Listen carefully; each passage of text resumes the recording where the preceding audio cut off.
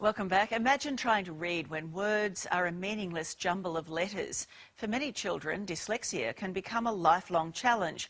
But tonight, a controversial treatment that's offering hope.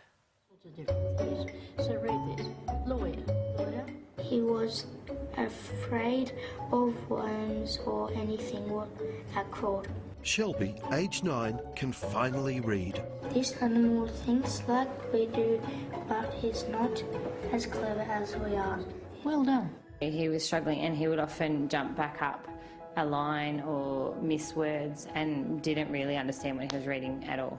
Visual dyslexia. His eyes weren't working together, one was jumping around. Saw like the words would like float around and they would like swim around and all that, and I couldn't really read it. It's a bit like a stutter when we talk. You know, visually we're getting some of the information but not all of it. Maria Thomas of the Alison Lawson Clinic says Shelby's problem is often left undiagnosed, leaving thousands of kids like him to fall behind in class, fearful of even going near a book. So our therapy is actually to improve that eye and to get the brain to use both eyes more effectively. He was getting upset all the time and, you know... Did it upset you? Oh, of course. I mean, you know, it's hard to see when they're struggling and you're trying to teach them and they just don't get it. Mum Jenny Malone is thrilled at the change. It's massive improvement now, huge. Completely different child, completely different. He's able to read fluently and comprehend what he's reading. At the heart of the technique, a simple light box with a slowly turning disc covered in parallel lines. Throughout the treatment, 7 of these discs are used, with different line thicknesses.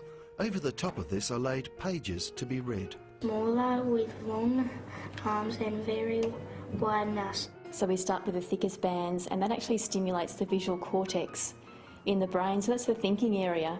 So the children or the adult is doing an activity while they have these rotating bars going around. So we're working with the eyes and we're also working with the visual cortex, our learning area.